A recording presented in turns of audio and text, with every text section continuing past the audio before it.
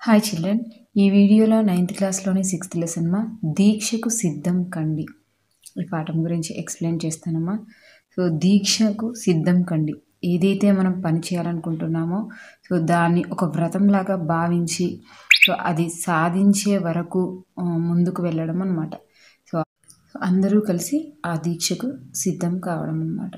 So ఈ పాఠం వచ్చేసరికి 1969లో తెలంగాణ ప్రజా సమితి పేరుతోటి ప్రత్యేక రాష్ట్ర సాధన పోరాటం మొదలైంది. సో ఆ పోరాటం గురించి, ఆ ఉద్యమ తీరుతెన్నుల గురించి ఒక కరపత్రం రూపంలో మనకు ఇవ్వడం జరిగిందనమాట. అంటే 1969లోని కరపత్రంలో ఏమి ఇచ్చారో సో అది మనం ఇప్పుడు ఈ లెసన్లో తెలుసుకుంటామా. సో కరపత్రం అంటే తెలుసు కదా, పాంప్లెంట్ అంటారమ్మా. అంటే ఒక వ్యక్తి కానీ సంస్థ కానీ ప్రజలకు అందించాలనుకునే సమాచారాన్ని వీలైనంత సంక్షిప్తంగా ముద్రిత రూపంలో అందించేందుకు వినియోగించే పత్రమే కరపత్రం. అంటే చెప్పదలుచుకున్న విషయాన్ని సో సంక్షిప్తంగా చేరవేయడం. సో ఒక పత్రంలో ముద్రిత రూపంలో ముద్రించి అందజేయడమే కరపత్రం. సో కరపత్రం అంటే చేతిలో పట్టుకొని చదువుకోవడానికి అనువుగా ఉండేటటువంటిది కాబట్టి కరపత్రం అంటారు. సో పాంప్లెంట్ అంటారు ఇంగ్లీష్లో దాన్ని. Clear children? సో ఇంతకీ ఆ కరపత్రంలో ఏముంది ఏంటి అనేది చూద్దాం.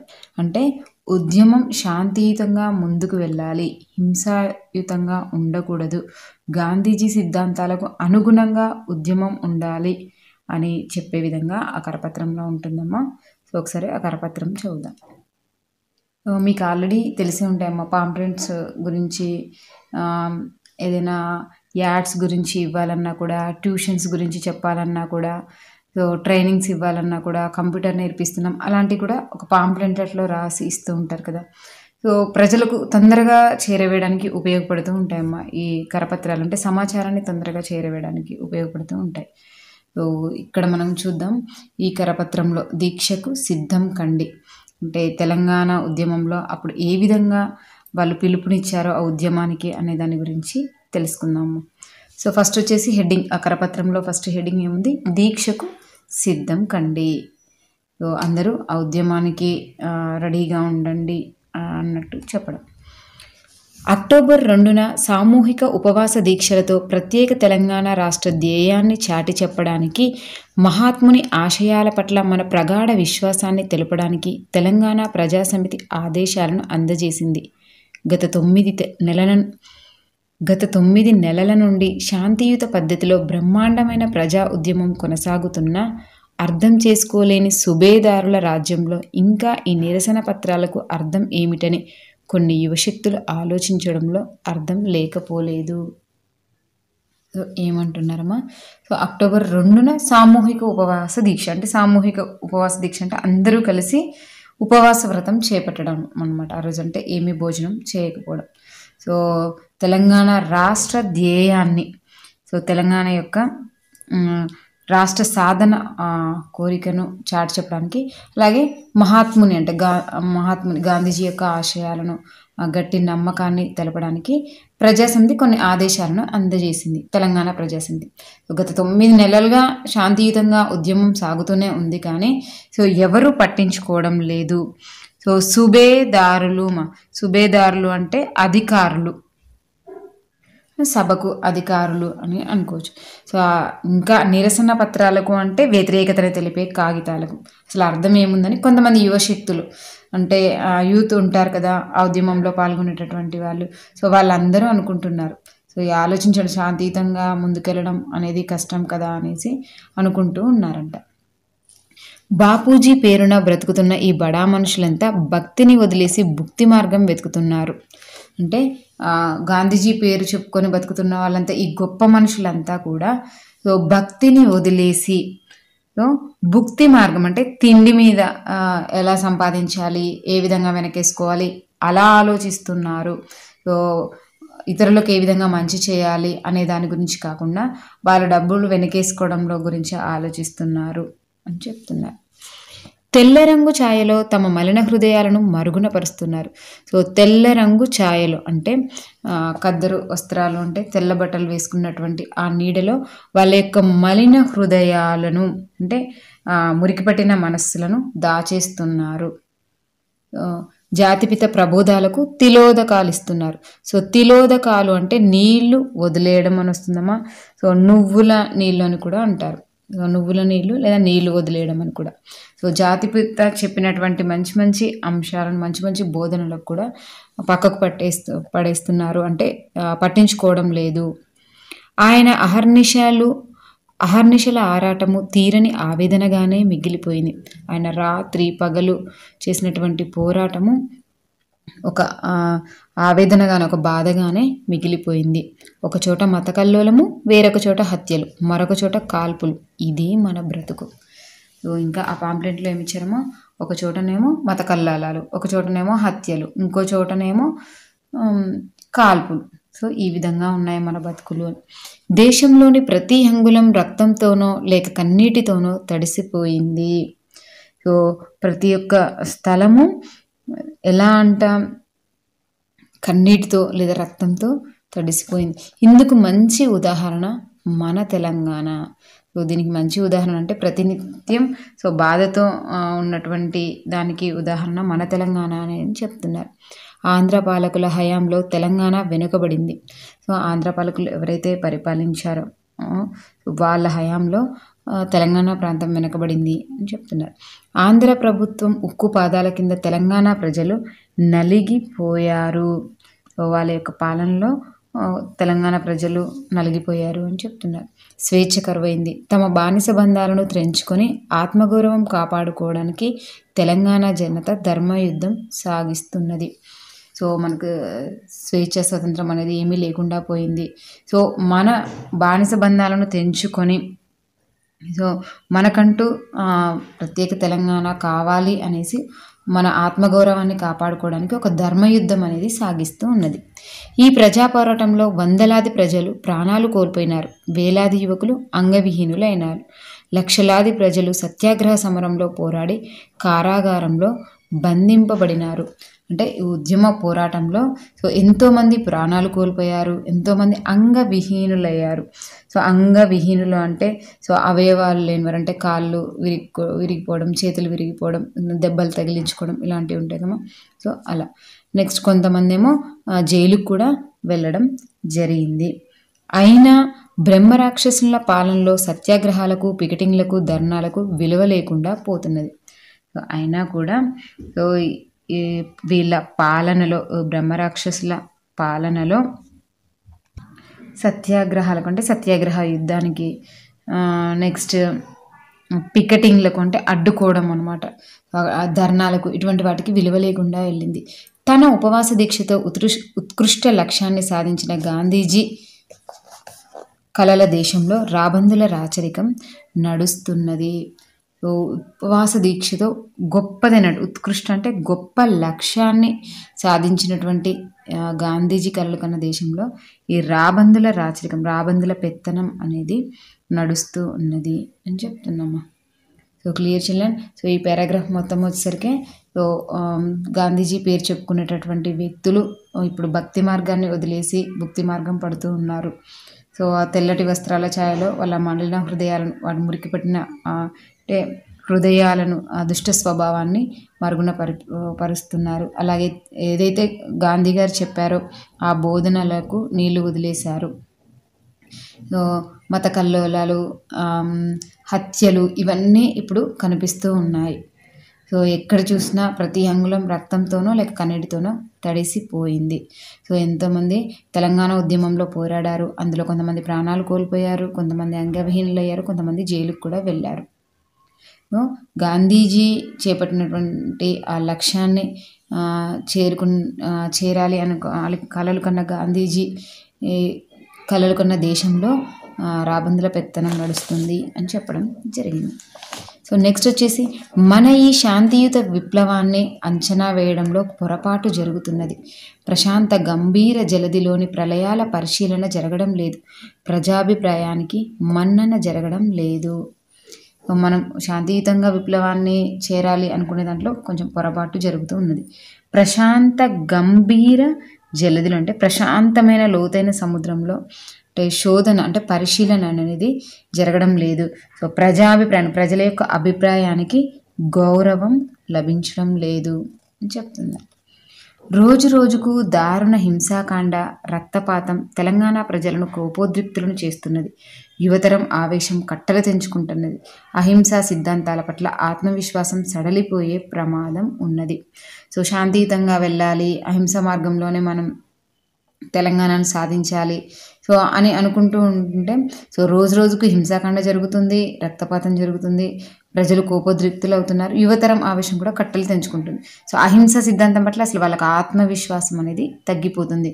సో హింసాత్మకంగానే సాధించాలి అన్నట్లుగా వాళ్ళకు కోపం వస్తుంది అనమాట. ఎన్ని రోజులు ఈ విధంగా ఉండాలి, ఇంకెప్పుడు లభిస్తుంది అని వాళ్ళు ఓపిక నశించిపోయిందనమాట. సహనంతో ఉండి ఉండి ఓపిక నశించి వాళ్ళ ఆత్మవిశ్వాసం కూడా సడలిపోయే ప్రమాదం ఉంది, అంటే జారిపోయే ప్రమాదం ఉంది అని. ఏ ఎండకు ఆ గొడుగు పట్టే శాసనసభ్యులపైన కోపం పేరుకుంటున్నది. అంటే వీళ్ళు బాగా చేస్తారు, వాళ్ళు బాగా చేస్తారు అని అనుకునే వాళ్ళు కూడా ఎలా ఉన్నారంటే అంటే సందర్భానుసారంగా ఆచరించి కాలం గడుపుకోవడం అనమాట వాళ్ళు. ఇప్పుడు ఇక్కడ మన దగ్గర ఒకలా మాట్లాడడం, వేరే వాళ్ళ దగ్గర ఒకలా మాట్లాడడం అలా ఉంటారు కదా. సో వాళ్ళని ఏ ఎండకా గొడుగు పట్టేవాళ్ళు అనేసి అంటారు. సో మనతో మాట్లాడేటప్పుడు మంచిగా మాట్లాడతారు, మీకు అంతా బాగా చేస్తాం, అదే మళ్ళీ వేరే దగ్గరికి వెళ్ళి మీ సైడే ఉంటాం, మీకు అంతా బాగానే ఉంటుంది, మీకు బాగానే చేస్తాం. సో ఎవరికి సపోర్ట్ ఇవ్వకుండా వాళ్ళ దగ్గర వాళ్ళ మాటలు, వీళ్ళ దగ్గర వీళ్ళ మాటలు అలా ఉండే వాళ్ళని ఏ ఎండకా గొడుగు పట్టేవాళ్ళు అంటారు. సో శాసనసభ్యుల పైన అంటే ఎమ్మెల్యేల పైన కూడా యువతకు కోపం అనేది వస్తూ ఉందంట. యువత విద్యార్థుల గుండెల్లో ఆరని అగ్నిజ్వాలలు మండిపడుతున్న సంగతిని గురించి పదే పదే హెచ్చరిస్తున్న ముఠా రాజకీయాల కుళ్ళులో కేరింతలాడుతున్న ఈ స్వార్థ పరులకు అర్థం కావడం లేదు. యువత విద్యార్థుల గుండెల్లో ఆ అగ్నిమంటలు అనేవి ఎగిసిపడుతున్నా కూడా కొంతమంది స్వార్థపరులు అంటే తమ ప్రయోజనం మాత్రమే చూసుకునేటటువంటి వారు. సో వాళ్ళకి మాత్రం అర్థం కావడం లేదంట. సో విద్యార్థులు దేనికోసం పోరాడుతున్నారు, వాళ్ళు పాపం అడుగుతున్నారు కదా, సో వాళ్ళ కోపం రెట్టింపు అవుతుంది. ఇదేమి వాళ్ళకు స్వార్థపరులకు అర్థం కావడం లేదు. అందుకే ఈ అహింసా విధానం పట్ల యువశక్తులు అంత ఉత్సాహం ప్రదర్శించడం లేదు. నీతికి, న్యాయానికి, ధ్యేయానికి ప్రాణాలు అర్పించడానికి సిద్ధమైన సమయంలో శాంతి సందేశాలు, నీతి వాక్యాలు వారి హృదయాలను కలిచివేస్తున్న మాట వాస్తవమే. సో ఎవరూ పట్టించుకోవట్లేరు. అహింసా విధానం చేస్తున్నా, మనం శాంతియుతంగా పోరాటం చేస్తున్నా కూడా ఎవరు పట్టించుకోవడం లేదు. కాబట్టి యువశక్తులకు అంత ఉత్సాహం రావడం లేదన్నమాట. అసలే వాళ్ళు ఉడుకుని ఎత్తుల మీద ఉంటారు. సో ఇలా చేస్తే లాభం లేదు, హింసాయుతంగానే వెళ్ళాలి అని అనుకుంటూ ఉంటారు కదా. సో దానివల్ల ఇంకా వీళ్ళు ఎవరు పట్టించుకోపోయేసరికి ఇంకా వాళ్ళ కోపం రెట్టింపు అవుతుంది. సో వాళ్ళకి ఇంట్రెస్ట్ కూడా రావట్లేదు. సో నీతికి, న్యాయానికి, ధ్యేయానికి సో ప్రాణాలు అర్పించడానికి సిద్ధమైన సమయంలో కూడా ఈ శాంతి సందేశాలు, నీతి వాక్యాలు ఇవన్నీ కూడా వాళ్ళని కలిచివేస్తున్నాయి. కానీ గాంధీ 100వ జయంతి సంవత్సరంలో వారి విధానాలు ఆచరణలో చూపించి నిజమైన భారతీయులమని రుజువు చేయాలి. మీకు ఎంత కోపం ఉన్నా ఏం చేసినా కూడా సో గాంధీజీ 100వ జయంతి సంవత్సరంలో మాత్రం సో వారి విధానాలు ఆచరణలో ఉండాలంటే గాంధీజీ ఏ విధమైన బోధనలు మనకు చెప్పారో, సో ఏ విధమైన పద్ధతులను ఆచరించారో సో వాటినే మనం కూడా ఆచరించాలి. సో నిజమైన భారతీయులమని మనం నిరూపించుకోవాలి అనేసి చెప్తున్నారు. సత్యాహింసల ద్వారా పరప్రభుత్వాన్ని పారద్రోలిన మనం ప్రజాస్వామిక పద్ధతుల ద్వారా కాసు రాకాసి ప్రభుత్వాన్ని కూలద్రోసి ప్రత్యేక తెలంగాణ సాధించుకోవాలి. అప్పుడే గాంధీజీ కన్న కలలు ఫలించి తీరుతాయి. సో అహింసల ద్వారా, సత్యం మరియు అహింస ద్వారా పరప్రభుత్వాన్ని అంటే బ్రిటిష్ ప్రభుత్వాన్ని పంపించిన అటువంటి మన ప్రజాస్వామిక పద్ధతుల ద్వారానే ఈ కాసు రాకాసి అంటే డబ్బు రాక్షసి అనమాట. కాసు అంటే డబ్బు, ఈ డబ్బు రాకాసి ప్రభుత్వాన్ని పారద్రోలి మన తెలంగాణను మనం సాధించుకోవాలి. అలాగే గాంధీజీ కన్న కళను కూడా, దానివల్ల గాంధీజీ కన్న కళలు కూడా ఫలించి తీరుతాయి అని చెప్పడం జరిగింది. క్లియర్మా? సో యువత ఇప్పుడు అంటే శాంతియుతంగా, వ్యతిరేకంగా ఇంకా ముందుకు వెళ్ళడం ఏంది, మనకు ఎవరు సపోర్ట్ ఇవ్వడం లేదని కోపంలో ఉన్నారు. కానీ సో అలా ఉండకూడదు. గాంధీజీ చెప్పిన సిద్ధాంతాలనే మనం ఆచరించాలి. డబ్బు రాక్షసి ఉన్న కాసు రాకాసి ప్రభుత్వాన్ని కూలద్రోలాలి. అప్పుడే మనకు గాంధీజీ కన్న కలలు ఫలించి తీరుతాయి అని చెప్పడం జరిగింది. నెక్స్ట్ వచ్చేసి, ఇంతకాలం నుండి జరుగుతున్న తెలంగాణ ప్రజా ఉద్యమాన్ని ఇకనైనా అర్థం చేసుకొని కేంద్ర ప్రభుత్వం ప్రత్యేక తెలంగాణ రాష్ట్ర నిర్మాణానికి ఒప్పుకొనకుంటే అక్టోబర్ 10 నుండి నిరాహార దీక్ష ప్రారంభించనున్నట్లు విద్యార్థి నాయకుడు ప్రకటించినాడు. సో ఎన్ని రోజుల నుంచి అహింసాయుతంగా శాంతిపరంగా మనం ఉద్యమం చేస్తూనే ఉన్నాము. సో ఇంకా మన ఉద్యమాన్ని పట్టించుకోకపోతే సో కేంద్ర ప్రభుత్వం ప్రత్యేక తెలంగాణ రాష్ట్ర నిర్మాణానికి ఒప్పుకొనకుంటే సో అక్టోబర్ 2 నుండి నిరాహార దీక్ష ప్రారంభించనున్నట్లు. సో నిరాహార దీక్ష అంటే సో ఆహారం తిననని పట్టుబడడం, అంటే ఆహారం తినకుండా ఉపవాస దీక్ష చేస్తాము అన్నట్లు ఆ విద్యార్థి నాయకుడు ప్రకటించారు. ఈ తీవ్ర పరిస్థితిని కేంద్రం వెంటనే గుర్తించాలి. సో వాళ్ళు ఉపవాస దీక్ష చేస్తా అంటున్నారు. సో మీరు వెంటనే ఈ పరిస్థితిని మీరు గుర్తించాలి. ప్రత్యేక తెలంగాణ సమ్మతిని గాంధీజీ శతజయంతి పేరున చూపించాలి. సో ప్రత్యేక తెలంగాణ ఏర్పాటు చేస్తాము అనేసి గాంధీజీ శతజయంతి అంటే 100వ పుట్టినరోజు సందర్భంగా చెప్పాలి. అదే వారి జన్మదినానికి తగిన కానుక, అదే వారి పుట్టినరోజుకు ఒక మంచి బహుమతి.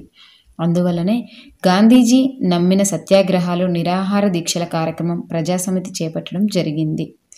అందుకే గాంధీజీ గారు నమ్మినటువంటి సత్యాగ్రహాలు, నిరాహార దీక్షల కార్యక్రమం అనేది తెలంగాణ ప్రజాసమితి చేపట్టడం జరిగింది. అక్టోబర్ 2న మూకుమ్మడి ఉపవాస దీక్షల ద్వారా వారు నమ్మిన సిద్ధాంతానికి పుష్టిని చేకూర్చండి. జాతిపితకు తెలంగాణ ప్రజల భక్తి ప్రపత్తులతో సమర్పించే కానుకే మన సామూహిక ఉపవాస దీక్ష. సో అక్టోబర్ 2 నుండి ఉపవాస దీక్షల ద్వారా వారు నమ్మిన సిద్ధాంతానికి బలాన్ని చేకూర్చండి. సో జాతిపితకు తెలంగాణ ప్రజలు భక్తి ప్రబుత్తులతో, సో భక్తితో అందించే కానుకే ఈ సామూహిక ఉపవాస దీక్ష. సో అక్టోబర్ 2న ఉదయం 9 నుండి సాయంత్రం 5 గంటల వరకు ఇదివరకు జరిపిన కేంద్రాల్లో ప్రజలంతా చేరి ఉపవాస దీక్షల కార్యక్రమాన్ని దిగ్విజయం చేయండి. మన ఆకలి మంటల జ్వాలలో గాంధీ సిద్ధాంతాలు వెలుగులు విరజిమ్మాలి, న్యాయం చేకూరాలి, ధర్మం వర్ధిల్లాలి, సత్యమేవ జయతే. అక్టోబర్ 2న ఉదయం 9 గంటల నుండి సాయంత్రం 5 గంటల వరకు సో ఉపవాస దీక్షము. సో మన ఆకలి మంటల జ్వాలలోనే గాంధీ సిద్ధాంతాలు వెలుగులు విరజిమ్మాలి, మనకు న్యాయం జరగాలి, ధర్మం వర్ధిల్లాలి అని చెప్పడం జరిగింది. సో సత్యమేవ జయతే. సో సత్యమే జయిస్తుంది. తెలంగాణ ప్రజాసమితి విద్యార్థి కార్యాచరణ సమితి. సో ఇది 1969లో తెలంగాణ ఉద్యమం సందర్భంలో ప్రచురింపబడినటువంటి కరపత్రం. సో ఆ కరపత్రంలో తెలంగాణ ఉద్యమం శాంతియుతంగా జరగాలి, సో గాంధీజీ సిద్ధాంతాలకు అనుగుణంగా ఉండాలి, ప్రతి ఒక్కరూ ఉపవాస దీక్షలో పాల్గొనాలి అనేసి మనకి కరపత్రం ద్వారా చెప్పడం జరిగింది. So clear children. సో ఇది దీక్షకు సిద్ధం కండి పాఠం. సో మీ అందరికీ అర్థమైందని అనుకుంటున్నానమ్మా. సో ఈ వీడియో కనుక మీకు నచ్చినట్లయితే లైక్ చేయండి, షేర్ చేయండి. ఎవరైనా కొత్తగా ఈ వీడియో చూస్తున్నట్లయితే సబ్స్క్రైబ్ చేసుకోండి. Thank you children.